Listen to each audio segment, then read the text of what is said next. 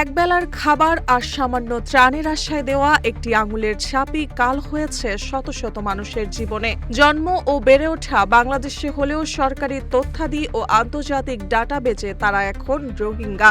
না বুঝে দেওয়া বায়োমেট্রিক তথ্যের কারণে পাসপোর্ট ও জাতীয় পরিচয়পত্র এনআইডি সংক্রান্ত চরম আইনি ও সামাজিক জটিলতায় পড়েছেন কক্সবাজারের উখিয়া অন্তত ৫ শতাধিক স্থানীয় বাংলাদেশি।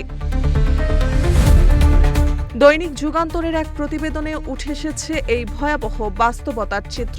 ২০১৭ সালে মিয়ানমার থেকে আসা রোহিঙ্গা ঢলের পর আন্তর্জাতিক সংস্থাগুলো যখন ত্রাণ বিতরণ শুরু করে, তখন দারিদ্র্য ও অসচেতনতার কারণে অনেক স্থানীয় বাসিন্দা ত্রাণের লাইনে দাঁড়ান। সেখানে ত্রাণ গ্রহণের শর্ত হিসেবে ছবি ও আঙুলের ছাপ দিয়ে বায়োমেট্রিক নিবন্ধন করেন তারা। জীবন অবাক না করলে কে করবে? 28% মিল্ক ফ্যাটের অবাক করার সাথে ফ্রেশ মিল্ক পাউডার। জীবন অবাক করুক প্রতিদিন।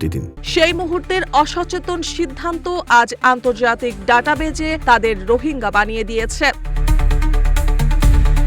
বর্তমানে তারা এনআইডি সংশোধন, পাসপোর্ট গ্রহণ বা বিভিন্ন নাগরিক সেবা নিতে গিয়ে বিপাকে পড়েছেন। নাম প্রকাশে অনিচ্ছুক একাধিক ভুক্তভোগী জানান, সামাজিক অপমান ও আইনি জটিলতার ভয়ে অনেকেই নিজেদের এই কষ্টের কথা প্রকাশ করতে পারছেন না। টেকনাফের সোনোয়ারা বেগমের মতে, অনেকের কাছে বাংলাদেশি এনআইডি থাকলেও ত্রাণ নিবন্ধনের তালিকায় অন্য নামের নাম ওঠায় সৃষ্টি হয়েছে দ্বৈত পরিচয়ের সংকট। এমনকি উখিয়ার এক শিশুও ছোটবেলায় ত্রাণের লাইনে আঙুলের ছাপ দেওয়ায় খেসারত দিচ্ছে। পাসপোর্ট করতে গিয়ে ডাটাবেজে সে এখন রোহিঙ্গা শনাক্ত।